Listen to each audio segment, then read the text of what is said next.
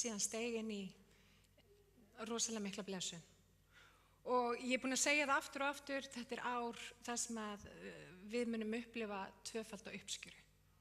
Guð sagði mér þetta strax í byrjun ársins, það er eitthvað búið að gerast, við erum búin að stíga út úr einhverjum, eins og augljóst við erum búin að vera í mjög miklum erfiðleikum, en nú erum við stigin inn í nýja tíma. Og það er rosalega yndislegt að vera búin að fara í gegnum svona sérstaka tíma, í langa tíma, ofboðslega þurrka tíma, að allt í einu finnum við hvernig himinn er opinn og hvernig regnið er bara farið að bylja á okkur og það er yndisleg tilfinning, það er stórkostlegt og ég vil að við séum trúfastum að gefa Guði dýrðina og þakklæti fyrir það, því að það er ekki sjálfsagt mál að við komumst heil í höfn eftir svona erfiðleika. En frásögnin Rut byrjar þannig að Rutarbók byrjar þannig að Naomi, tengdamóðir Rutar, hún fer ásamt manni sínum frá Betlehem á þeim tíma. Það var mikið hallæri í Ísrael og þau urðu frá að hverfa vegna þess og fóru til Móabslands og hún var varla stigin inn í Móabsland þegar maðurinn hennar deyr. Og það liði ekki nema 10 ár, þá var ekki bara maðurinn hennar dáinn, báðir synir hennar voru dánir einnig. Ofboðslega hörmungar sem að dundi yfir þessa konu. Og frásögnin í rauninni byrjar þannig og strax í byrjun Rutarbókar þegar Rut búin að missa manninn sinn, son Naomi, að þá hvetur Naomi tengdadætur sínar til þess að vera eftir í landinu, vera eftir og bara tilbiðja sinn Guð þar, vera í sínu öryggisneti, vera bara þar sem að það er ólust upp, það veri miklu einfaldara fyrir þær. Og Orpa og Rut, þær vildu báðar fara með tengdamömmu sinni, greinilega fengu að báða til sinni að þær ættu að fara með henni. En það þurfti ekkert rosalega mikla sannfæringar, þannig að Orpa ákvað að vera eftir í Móabslandi. Og það skal í rauninni engan undra. Það er miklu auðveldara þegar við erum búin að fara í gegnum svona rosalega erfiðleika og óþægilega kringumstæður að vera eftir og bara í rauninni sleikja sárin, vera þar sem að þekkir sig, vera á þeim stað þar sem að þú ert með þitt öryggisnet, þú ert með þína vinnu, þú ert með þína félag, þú ert með fjölskyldu þína, eitthvað sem að styður við þig. Og það er fullkomlega eðlilegt og ég held að enginn í rauninni geti ásakað eða ekki skilið aðstæðna sem Orpa ákvaða að vera eftir í. Miklu þægilegra. En Rut, hún var búin að heyra frá Guði. Hún var staðföst. Hún vissi ekkert hvað hún var að fara í, en hún vissi að Guð var búin að kalla.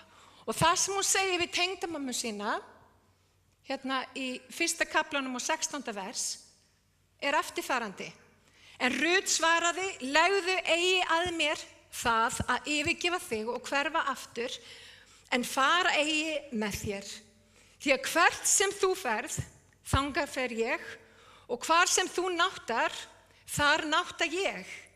Þitt fólk er mitt fólk og þinn Guð er minn Guð.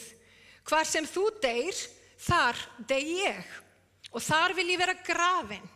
Hvað sem Drottinn lætur fram við mig koma, þá skal dauðinn einn aðskilja mig og þig. Rut var algjörlega einbeitt. Hún var ákveðin í að fara með tengdamömmu sinni til fjarlægs lands. Og vinir, þetta hefur örugglega ekki verið einföld né létt ákvörðun fyrir Rut. Aldeilis ekki. Því að í rauninni þægindin sögðu henni frekar að vera áfram í Móabslandi. Og ég hefði fullkomlega skilið það ákvörðun ef hún hefði kosið að vera eftir. Vera eftir hjá fjölskyldunni sinni, vera eftir á þeim stað þar sem hún þekkti til. En hún ákvað samt sem áður að fara. Hún ákvað samt sem áður að hlusta á röddina sem var búin að tala til hennar og fara á eftir því sem Guð hafði sagt. Og vitið það eru ofboðslega margir sem að standa frammi fyrir nákvæmlega sama valkosti í dag. Við stöndum í raun öll frammi fyrir sama valkosti. Og svo sérstakt, ég tengi mig rosalega vel við söguna Rut. Það er ekki út af því ég hef gengið í gegnum það sama, en ég skil hana. Ég skil ákvörðunina sem hún þurfti að taka. Ég skil það að fara að slíta barskonum, fara frá því sem maður þekkir og inn í það sem er óþekkt. En vitið það, ef að Guð hefur sagt það, þá er það miklu, miklu betri kostur. Það fylgir því blessun, má ég heyra amen. Halleluja. En af hverju er þetta svona erfitt? Af hverju er það sumir sem að geta farið í gegnum svona kringumstæðum og upplifa þessa tvöföldu blessun en aðrir sitja eftir? Hvernig stendur á því? Af hverju er ekki einhvern veginn, þegar við förum í gegnum tímabil, sjálfsagt mál að við upplifum tvöfalda blessun frá Guði? Það er ekki þannig.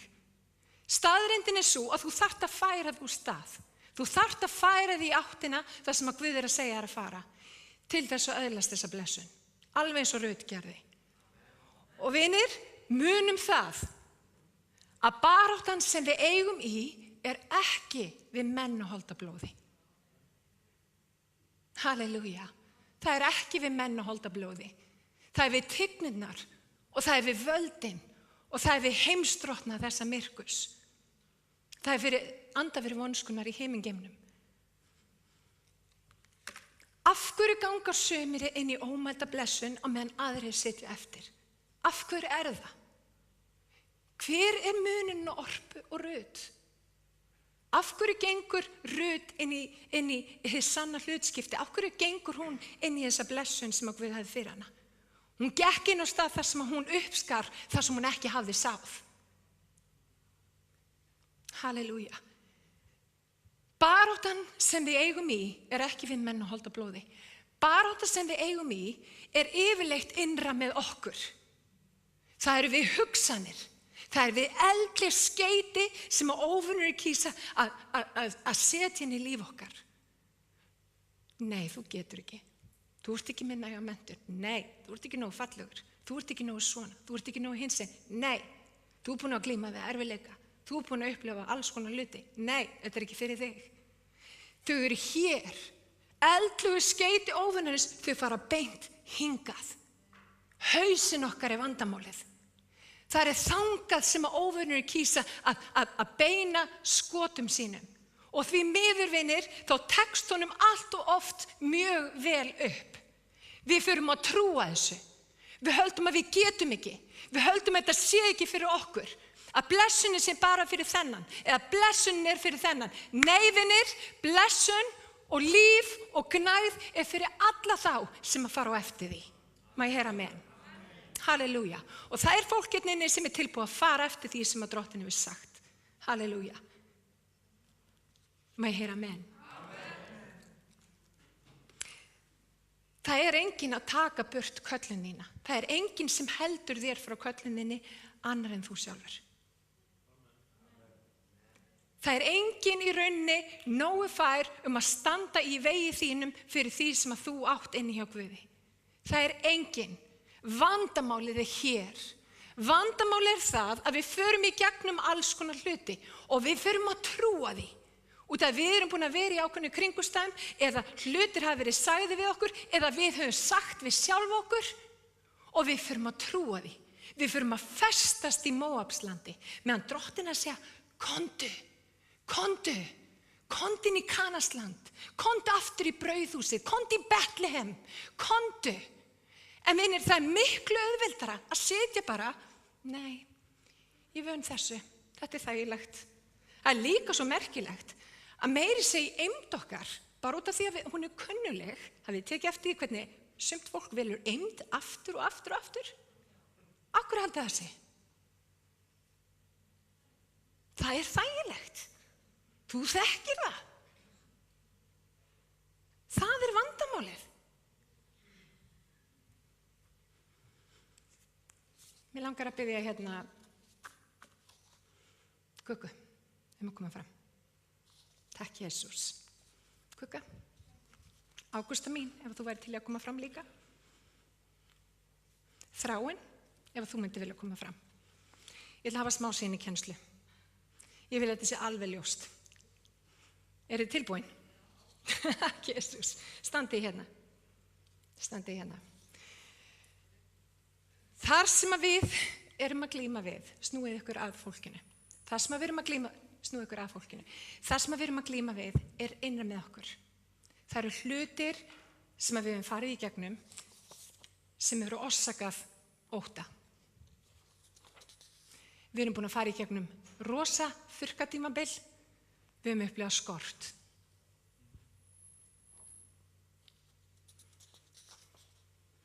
Við upplifum efa. Það eru meiri sér raddir í umhverfinu sem segja, þú getur ekki. Þú ert ef til vill með sjálfsgagnrýni. Út af reynsluðinni, erfiðleikum, óþægindum, þá ertu að upplifa neikvæðar tilfinningar. Jói, komdu hérna að hjálpa mér líka. Þú ert jafnvel búin að upplifa höfnun. Það hefur einhver hafnað þér. Þú farið í gegnum erfiða reynslu og síðast en ekki síst, þú átt fortíð.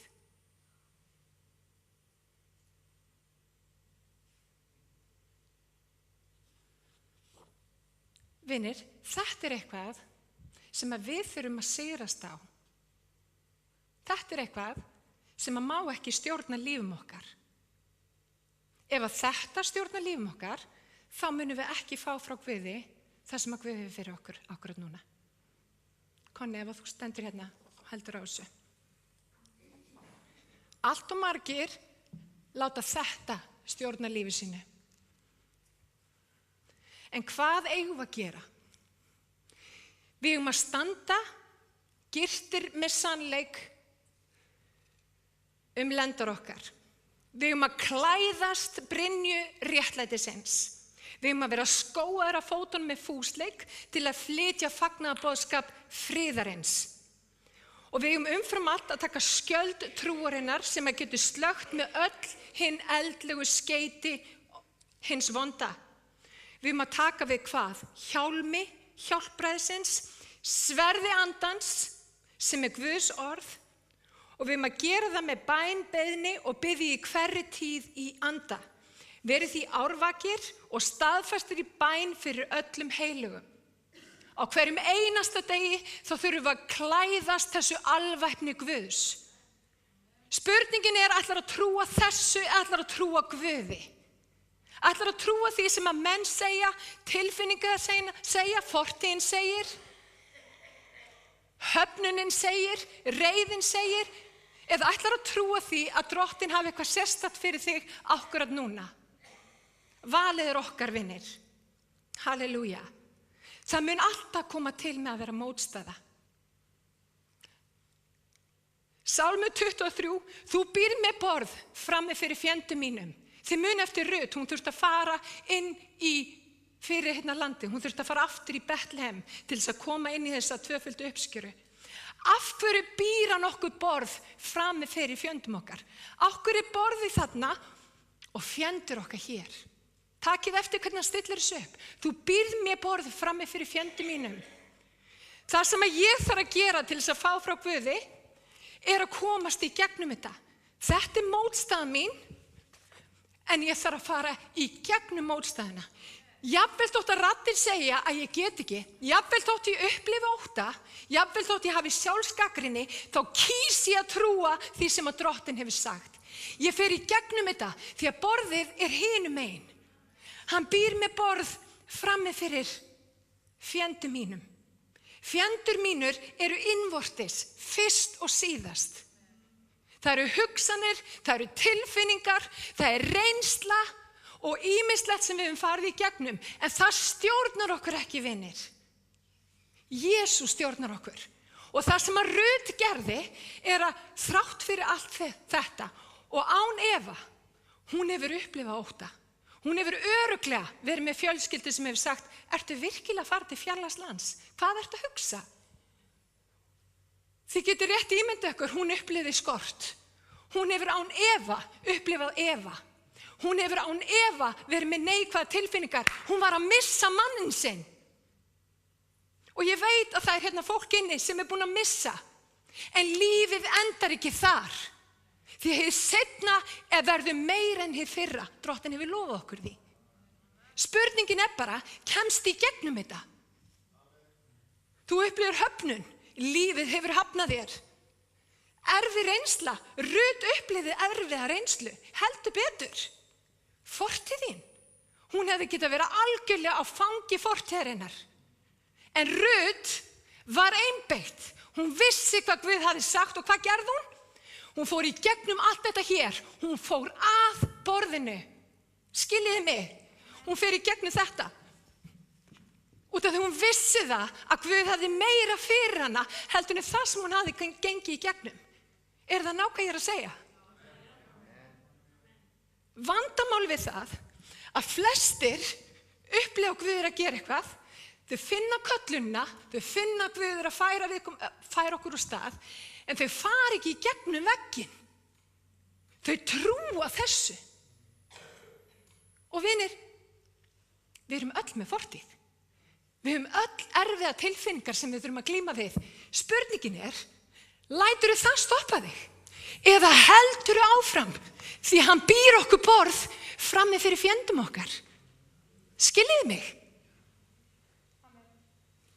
Mun þetta hér stoppa þig að upplifa veisluborð Drottins? Nákvæmlega, nei er svarið. Við ætlum að komast á borði Drottins, má ég heyra amen.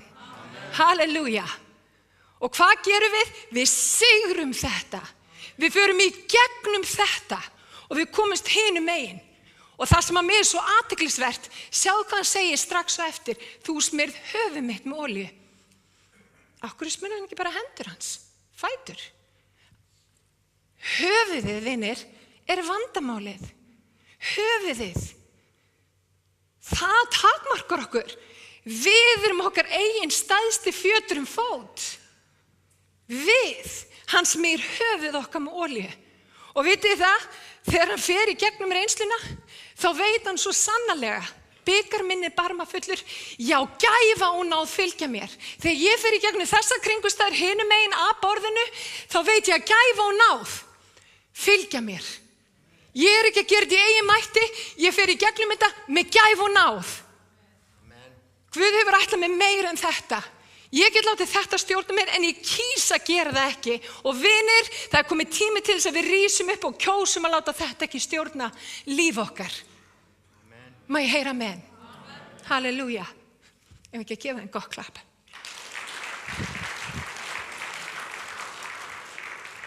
Amen.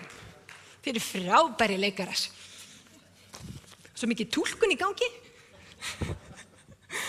Takk, Jesús. Mér langar að segja ykkur frá reynslu. Ég fyrir nokkrum viku síðan, það hefði Stöð 2 samband. Og sagði, Sibba, væru til ég að koma í smá, okkur langar að gera þátt um þig. Fyrsta sem kom upp í hjarta mínu, segja ykkur hvað það var alls konar. Það hafi ekki verið höfnun, mikið ótta, fortíðin, gríðarlega neikvæðar tilfinningar. Ég fór að berjast við þetta allt saman. Ég fór alveg í flækju. Ég sagði bara, Sibba, þetta er ekki gáfulegt. Þú ert ekki að fara að taka þátt í þessu. Þú skilur, fjölmiðlar er ekki búin að vera vinsamlegir núna síðustu árin. Ég hef ekki góða reynslu. Bara alls ekki. En vinir, það er ekki öllum á Íslandi boðið svona tækifæri. Og meiri sá sem í mér er, heldur en sá sem er í heiminum. Ég hefði getað látið þetta aftur að mér. En ég kaus að gera það ekki. Ég kaus að stíga fram og segja frá skapara mínum. Segja frá það sem að gera líf mitt blómlegt og yndislegt. Það er Jesús. Ég fekk stórkostlegt tækifæri og ég ákvað að nýta það. Ég hefði getað látið þetta stjórna för og það hefði verið skiljanlegt, ekki sagt. Það segja bara, ég veit ekki, djefa fyrir ekki besti vinur minn og ýmislega svona, það hefði getað stjórna för. Allar þessu neikvæð tilfinningar, upplifun, reynsla, ótti. En málið það að ég uppskar ríkulega að taka sénsinn. Það sama gildur ykkur, vinir. Ekki láta þessar tilfinningar, þessar neikvæðu upplifanir, halda þig frá því besta sem að Guð hefur fyrir þig. Venjulega nefnilega borðið, þú kemst í gegnum þessar tilfinningar. Þú sigrast á þeim. Þú ferð í gegnum vonbrigðin. Trúir samt að Jesús hafi sagt. Trúir samt að framtíðin sé björt fyrir þig. Trúir samt og tekur skrefið. Þá upplifir þú gegnumbrot sem þú upplifir ekki öðruvísi. Treystiði mér, ég prófaði þetta aftur og aftur og aftur. Hann býr mér borð frammi fyrir fjendum mínum. Hann býður ekki bara Davíð borð frammi fyrir fjendum okkar, fjendum sínum. Hann býr okkur borð líka frammi fyrir fjendum okkar. Og fjendur okkar eru hvar? Þau eru hér. Halleluja. En við sigrum ótta. Við sigrum neikvæða tilfinningar. Við sigrum það í Jesú nafni. Halleluja. Takk Jesús. Annað sem ég vildi ljúka með. Það fólk hérna inni sem kallað til þess að vera í þessari kirkju. Það ótti og jafnvel fortíð sem gert að verkum að þú ert ekki tilbúin að kommitta þig. Stígðu inn í óttan. Takt af skarið og vertu með okkur á leiðin aftur í brauðhúsið. Við erum að upplifa rosalega miklu blessun. Guð sannarlega með og mér langar til þess að Árný komi hérna aðeins fram. Hún sá hérna smá sýnin á þann og mér langar til þess að hún deila aðeins með ykkur hvað hún sá. Ekki að kveikja þessu mikrofóni ef hann ekki kveiktur. Ég ekki búin að búa hann undir, ég myndi kalla hann upp. Elsku Árný mín, öll búin, elskan. Það var rosalega nærvera hérna áðan í lofgjörðinni eins og yfirleitt og ég skynjaði þegar ég var að hlusta á söngana og við vorum í lofgjörð og fann bara að voru allir einhvern veginn svo opnir fyrir Guði og þá sá ég fyrir mér ekki með augum mínum heldur í huga mínum, þá sá ég Jesú á sviðinu. Akkurat. Og það merkilegt það en mér fannst einhvern veginn eins og hann hefði stigið einhvern veginn svona komið hérna einhvern veginn baka frá og komið inn á svið og mér fannst næstu eins og hann var að segja ég kom inn aftur. Ekki það hann hafi ekki verið einhvern tímann hérna, ég ekki að segja það, en það búið að vera rosalega erfiðir tímar eins og við vitum og mér fannst einhvern veginn eins og hann væri kominn og það var bara svo mikið gleðitilfinning sem hann fylgdi því. Og svo sá ég líka á predikunarstólnum, þá sá ég reiður og þar voru egg. Ég veit ekki af hverju það var predikunarstólnum, það ábyggilega eitthvað í svona orðið eða eitthvað svoleiðis. Og og mér fannst Guð einhvern veginn svona impressa á mig að við mættum, að venjulega þá myndum við hugsa, já, nú að koma ungar úr eggjunum, þetta ábyggilega hænungar eða andarungar eitthvað svoleiðis. Nei, þetta nefnilega ekki svoleiðis egg. Úr þessum eggjum koma arnarungar. Það búið að sá því, Sibba hefur mikið talað örninn og það sáning í gangi sem að mun valda því að það munu koma út, þeir ekki komnir en þeir koma og það verða arnarungar og hvað, vá, það eitthvað mikið í samtið það. Amen, amen, finnst ykkur ekki dásamlegt?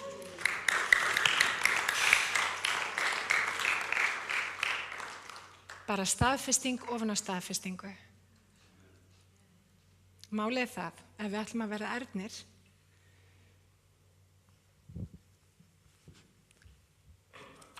þá þurfum við að sigra þetta. Ég trúi því að við sem kirkja erum að ganga inn í tíð tvöfaldra blessunar.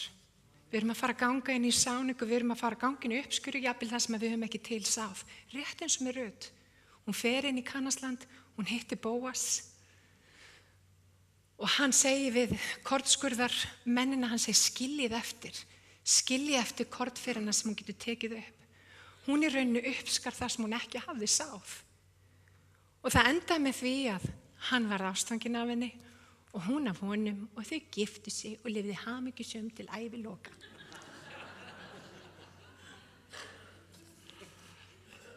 Og ekki nóg með það. Rut í ættartölu Jesú. Útlenskona frá Móabs landi sem að neita að láta þetta stjórna sér. Hún gekk inn í það sem hún átti að ganga inn í, vinir. Látum ekki óttann, látum ekki fortíðina rífa frá okkur það sem að Guð fyrir okkur akkurat núna. Guð hefur hann er búinn að útrétta, hann er búinn að leggja á borðið, á veisluborðið. Nú að koma staði í, vinir. Við hendum þessi út í hafsauga. Þið til? Takk Jesús. Ívar, ef hann geti byrjað að spila, ef þið geti dimmt ljósin. Halleluja.